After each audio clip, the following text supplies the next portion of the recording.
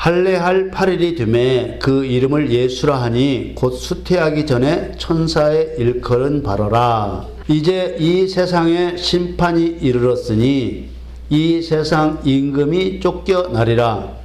내가 땅에서 들리면 모든 사람을 내게로 이끌겠노라 하시니 이렇게 말씀하심은 자기가 어떠한 죽음으로 죽을 것을 보이심이로라. 아멘. 아멘. 사랑하는 성도 여러분, 할례를 명령하신 하나님의 의도를 정확하게 이해하려면 하나님께서 이 세상을 창조하신 이유를 알아야 합니다. 하나님은 못하실 일이 없으신 전능하신 분이십니다. 또 하나님은 모든 일에 대해 모르실 수가 없는 전지하신 분이십니다. 또 하나님은 시간보다 크시고 시간에 얽매일 수 없는 영원하신 분이십니다. 이런 하나님께서 자신의 목적을 이루시려고 세상과 사람을 창조하셨습니다. 그런 하나님의 계획과 목적을 분명하게 드러낸 말씀이 바로 에베소서 1장의 말씀입니다. 에베소서 1장 4절에서 6절 말씀을 계속해서 읽겠습니다. 곧 창세 전에 그리스도 안에서 우리를 택하사 우리로 사랑 안에서 그 앞에 거룩하고 흠이 없게 하시려고 그 기쁘신 뜻대로 우리를 예정하사 예수 그리스도로 말미암아 자기의 아들들이 되게 하셨으니 이는 그의 사랑하시는 자 안에서 우리에게 거저 주시는 바 그의 은혜의 영광을 찬미하게 하려는 것이라. 아멘. 아멘. 사람을 향한 하나님의 목적은 하나님의 은혜의 영광을 찬미할 하나님의 아들로 그리스도를 통해서 세우시는 것입니다. 아멘. 하나님의 이런 계획은 창세 전에 세워진 것입니다. 아멘. 이 세상 아무것도 만들기 전에, 사람도 만들기 전에 세우신 것입니다. 그뿐만이 아니라 곧 창세 전에 그리스도 안에서 우리를 택하사라고 했습니다. 세상 아무것도 만들기 전인데 어떻게 창세 전에 우리를 그리스도 안에서 택하셨다는 것일까요? 신비롭게도 창세 전에 이미 모든 인간이 하나님의 계획 가운데 준비되어 있었다는 뜻입니다. 계획된 인간이 부모를 통해서 세상에 태어난 것입니다. 그리스도 안에서 우리를 택하셨다는 말씀에 이어지는 우리로 사랑 안에서 그 앞에 거룩하고 흠이 없게 하시려고 라는 말씀에 나타나는 것처럼 그리스도를 통해 죄의 문제를 해결해 주어야 할 그런 사람으로 택하셨다는 뜻입니다. 하나님께서는 사람을 결코 거룩하고 흠 없는 존재로 창조하신 것이 아닙니다. 그리스도를 통해 죄의 문제를 해결받아야 되는 사람으로 계획하시고 창조하신 것입니다. 이런 말씀들은 하나님의 계획을 올바르게 이해하는데 매우 중요한 말씀들입니다. 왜냐하면 오늘날 그리스도인들 중에는 인간을 창조하셔서 에덴 동산에서 영원히 살게 하시려고 계획하셨다고 말하는 사람들이 많기 때문입니다. 사실 성경 어디에도 에덴 동산에서 영원히 살게 하시려고 했다는 말씀은 없습니다. 더구나 창세 전에 그리스도를 계획하셨다는 것은 그리스도라는 칭호에 심판자라는 의미도 들어있기 때문에 세상의 종말도 함께 계획되었다는 뜻입니다. 이 뜻대로 종말에는 그리스도께서 재림하셔서 세상을 심판하신다고 기록되어 있습니다. 그러므로 천국과 지옥도 창세 전에 계획되었고 세상을 창조하실 때 지옥도 함께 만드신 것입니다. 성경은 지옥이 땅속에 있다고 말씀하십니다. 이것은 땅을 창조하실 때 지옥도 창조하셨다는 증거입니다. 출애굽 시대에 레위 지파인 고라가 지도자인 모세를 반역했을 때 하나님께서 고라와 그에 속한 자들을 음부라고도 하는 지옥에 빠뜨려 죽여버렸습니다. 민수기 16장 32절에 땅이 그 입을 열어 그들과 그 가속과 고라에게 속한 모든 사람과 그 물건을 삼키매. 33절에 그들과 그 모든 소속이 산채로 음부에 빠지며 땅이 그 위에 합하니 그들이 총위 중에서 망하니라. 또 하늘에서 하나님께 범죄한 천사들이 쫓겨난 곳은 이 땅입니다. 이사야서 14장 12절 말씀에 너 아침의 아들 계명성이여 어찌 그리 하늘에서 떨어졌으며 너 열국을 엎은 자여 어찌 그리 땅에 찍혔는고. 그런데 베드로 후서에서는 범죄한 천사들이 쫓겨난 곳을 지옥이라고 부르고 있습니다. 베드로 후서 2장 4절에 하나님이 범죄한 천사들을 용서치 아니하시고 지옥에 던져 어두운 구덩이에 두어 심판 때까지 지키게 하셨으며, 그리고 요한계시록에서는 지옥의 모습은 유황으로 타는 불이 이글거리는 큰 불구덩이라고 말씀하고 있습니다. 요한계시록 20장 15절에 누구든지 생명책에 기록되지 못한 자는 불못에 던지우더라. 이런 하나님의 말씀들은 세상을 창조하시기 전에 이미 지옥을 만들 것도 계획하셨다는 것을 증거하고 있으며, 이 세상을 창조하실 때 지옥도 함께 만들어졌다는 것을 알 수 있습니다.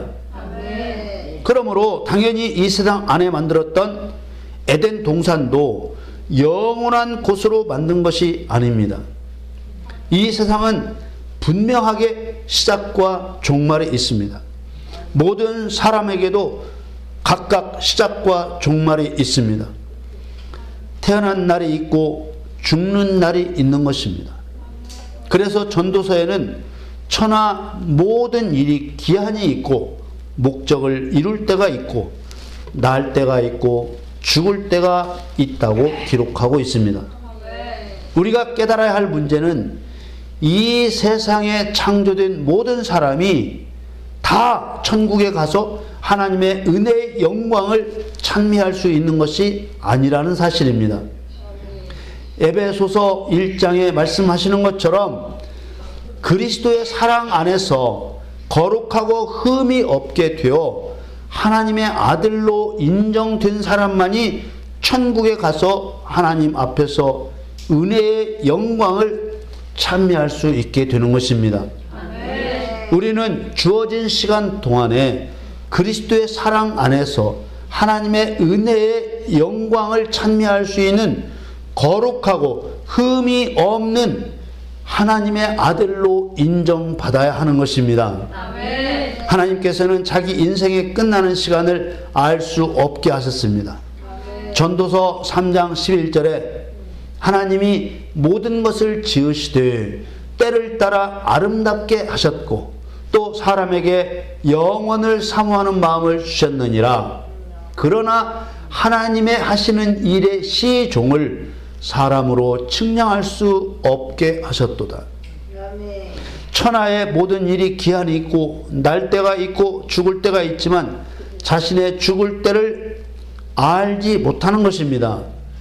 그러므로 나에게 주어진 오늘, 내가 보고 듣고 느끼고 깨닫고 행할 수 있는 오늘, 거룩하고 흠이 없기를 힘쓰고 하나님의 아들로 살아야 되는 것입니다.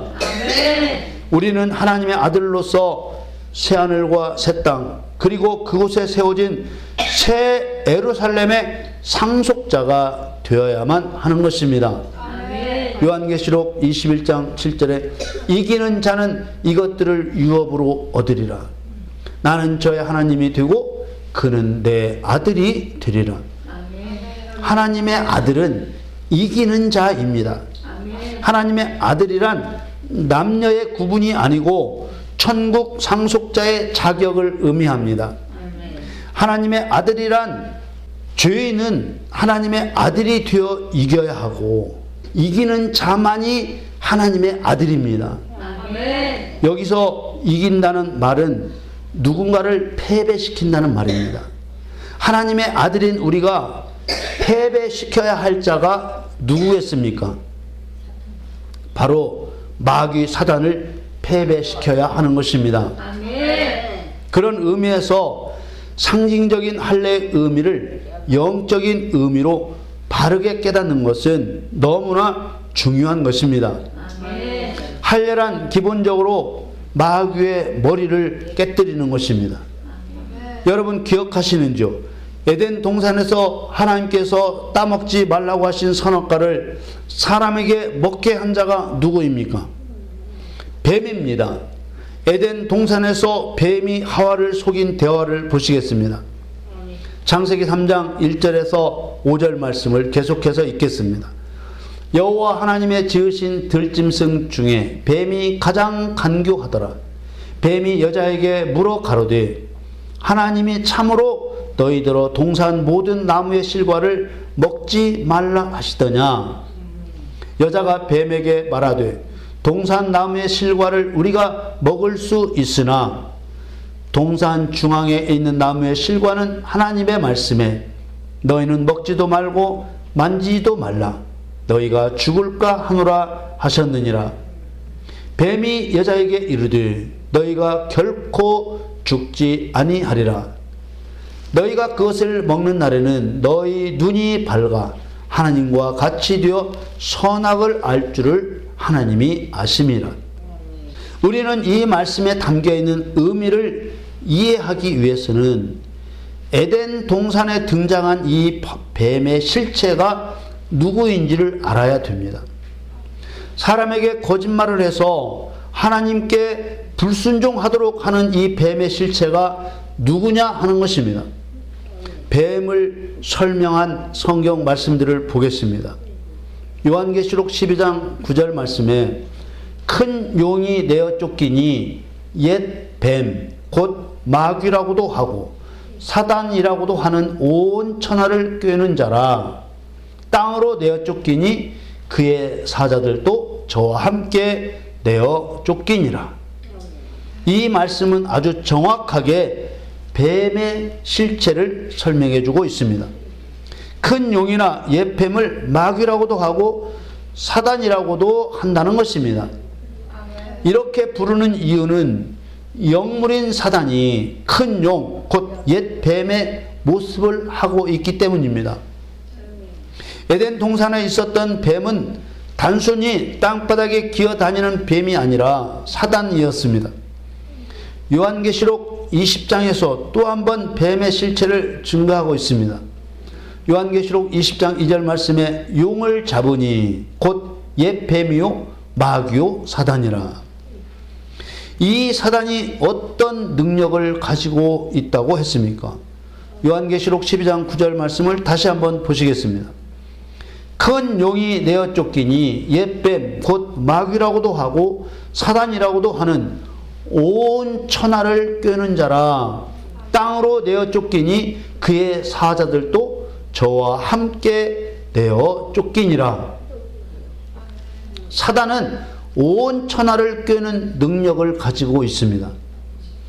온 천하를 꿰는다는 말은 사단이 온 천하를 꿰어보려고 한다는 그런 말이 아닙니다. 온 천하가 사단의 꿰임에 넘어간다는 말입니다. 꿰인다는 말은 사람을 홀려서 길을 잃게 한다는 의미입니다. 이렇게 사람을 홀려서 길을 잃게 하면 사람이 어떻게 되겠습니까? 당연히 하나님의 뜻에서 빗나가게 되고 인생을 방황하게 되는 것입니다. 사단이 온 천하를 꿰었다는 것은 이 세상 모든 사람이 한 사람도 예외 없이 꿰임을 당한다는 말이고 모든 사람이 이미 꿰임을 당했습니다. 이제 이런 사단에 대한 지식을 가지고 에덴 동산에서 하와에게 나타난 뱀의 모습과 같은 사단을 생각해 보십시오. 성경은 하와와 사단의 대화를 간단하게 기록하고 있지만 온 천하를 꿰는 이런 대단한 능력을 가진 사단이 에덴 동산의 아담과 하와보다 먼저 있었다는 것을 알 수 있습니다. 그런데 이 사단이 어디서 왔습니까? 바로 하나님 나라에서 쫓겨난 타락한 천사입니다. 말씀에 나오지요. 땅으로 내어 쫓기니. 어디서 내어 쫓겼습니까? 하나님 나라에서 그의 사자들과 함께 내어 쫓긴 것입니다. 사자란 명령을 받고 심부름하는 자라는 뜻입니다. 곧 천사를 가리키는 말이지요. 뱀이 그의 사자들과 함께 내어 쫓겼다고 한 것을 볼 때 뱀은 곧 사단은 여러 천사를 거느리는 지위가 높았던 천사임을 알 수 있는 것입니다. 그리고 천사들의 모습이 성경에서 밝히고 있는 것처럼 뱀의 모습도 있고 사람의 모습도 있고 여러 가지 동물들의 모습을 가지고 있습니다. 그러므로 에덴 동산에서 하와에게 나타난 뱀은 단순한 뱀이 아니라 타락한 천사 사단입니다. 하와는 사단의 꿰매 넘어가 선악과를 먹은 것입니다. 여기서 우리는 사단과 하와에게서 벌어진 일을 깊이 생각해 볼 필요가 있습니다. 온 인류가 죄악에 빠지게 된 이 엄청난 사건을 바라보면서 인간적인 아쉬움과 의문을 가질 수 있습니다. 그렇게 온 천하를 꿰는 위험한 존재였다면 에덴 동산에 나타나지 못하도록 잘 가두어 두셨어야지 왜 사단을 에덴 동산에 있게 하셨는가라는 아쉬움과 의구심을 갖게 됩니다. 또 하와가 사단에게 속아서 선악과를 먹게 될 것을 뻔히 아시는 하나님께서 왜 선악과를 만드셨어? 라는 불평과 원망의 마음을 갖는 사람도 있을 것입니다. 심지어 하나님을 의심하는 어떤 이들은 하나님을 인간을 골탕 먹이는 악한 신이라고도 하고, 또 어떤 이들은 인간이 죄를 지을 수밖에 없게 해놓고 그 죄인을 구원하겠다고 예수 그리스도를 십자가에 못 박아 죽이는 황당한 신이라고 말하기도 합니다. 그러나 사람들이 하나님에 대한 이런 의구심을 갖게 되는 출발점은 에덴 동산은 우리 인간이 영원히 살도록 만들어 주신 낙원이라고 생각하기 때문입니다. 그래서 하나님을 병 주고 약 주는 분이라고 공격하는 사람도 있는 것입니다. 그러나 앞서 보았던 에베소 1장 4절에 곧 창세 전에 그리스도 안에서 우리를 택하사 라는 말씀을 보면 타락한 천사가 땅으로 쫓겨나기도 전에, 세상도 만드시기 전에, 에덴 동산도 만드시기 전에, 사람도 만드시기 전에 그리스도 곧 구원자이시며 심판자이신 그리스도를 계획하셨습니다. 그리스도 안에서라는 말씀대로 인간은 죄를 범할 수밖에 없는 존재입니다. 창조된 인간은 창조자 하나님처럼 완전할 수 없습니다. 인간의 본성, 그 마음도 불완전하지만은 육체를 가지고 있어서 더욱 불완전한 것입니다. 이런 인간의 불완전한 성질을 가리켜서 죄를 지을 수 있는 성질이라 하여서 범죄성이라고 합니다. 하나님께서는 인간을 범죄성이 있게 창조하신 것입니다. 그 이유는 죄를 범한 인간에게 예수 그리스도의 십자가의 은혜를 입혀주어서 하나님의 아들로 삼기 위해서입니다. 하나님의 아들이 되어야 천국의 상속자가 되기 때문입니다. 이렇게 하나님의 아들이 되게 하시는 하나님의 뜻을 기쁘신 뜻이라고 했습니다. 에베소 1장 5절에 그 기쁘신 뜻대로 우리를 예정하사 예수 그리스도로 말미암아 자기의 아들들이 되게 하셨으니, 하나님께서는 창세전에 세우신 빈틈 없는 계획 속에서 천국을 상속해 줄 아들을 세우시는 것입니다. 성경은 죄인을 하나님의 아들로 세우시는 하나님의 계획을 밝히신 하나님의 약속입니다. 의인이 하나님의 아들이 되는 것이 아니라 죄인이 하나님의 아들이 됩니다. 의인은 없기 때문에, 하나도 없기 때문에 자신을 의인이라고 생각하는 사람은 하나님의 아들이 될 자격이 없습니다. 자신을 죄인이라고 고백하고 회개한 사람만이 하나님의 아들이 될 수 있습니다. 자신의 죄를 대신하여 예수님께서 십자가에서 죽으셨다는 것을 믿고 회개하면 그 사람의 모든 죄가 용서되고 성령을 부어 하나님의 아들로 삼으시는 것입니다. 이런 과정 속에 나타나는 것이 할례입니다. 남자의 성기의 표피를 돌칼로 잘라낸 할례는 사단의 모형인 뱀의 머리를 깨뜨리는 상징적인 행위입니다. 뱀은 사단이 아니라 사단의 모습과 똑같은 모형입니다. 돌은 예수 그리스도의 상징입니다. 돌을 그리스도의 상징으로 삼으신 것은 돌의 단단함 때문에 심판자이신 그리스도의 상징으로 사용한 것입니다. 누가복음 20장 18절 말씀에 무릇 이 돌 위에 떨어지는 자는 깨어지겠고 이 돌이 사람 위에 떨어지면 저를 가루로 만들어 흩으리라 하시니라. 하나님께서 아브라함에게 명하신 할례는 자기 육체에 행한 할례입니다. 이 자기 육체에 행한 할례는 자기 죄를 끊어내고 자신 안에 숨어있는 마귀를 드러내서 그 머리를 깨뜨리는 상징적인 행위였습니다. 이 육체에 행한 할례는 예수님께서 죄인의 죄를 대신하여 십자가에서 죽으신 이후로는 마음의 할례로 바뀌었습니다. 이렇게 바뀌는 이유는 육체에 행한 할례는 모형이었고 연습과 같은 의미였기 때문입니다. 마음의 할례는 회개를 통하여 죄사함을 받는 실제적인 행위입니다. 이 회개의 과정을 통해서 자기 안에 있는 죄가 끊어지고 마귀가 드러나 쫓겨나는 것입니다. 그러나 예수님이 행하신 할례는 우리 인간과 같은 자기 마음에 행하는 할례가 아니라 세상 임금 마귀를 향한 할례입니다. 할례의 모든 뿌리는 에덴 동산에서 사람을 속여 죄를 지게 한 사단의 상징인 뱀을 향한 하나님의 심판 선언에 있습니다.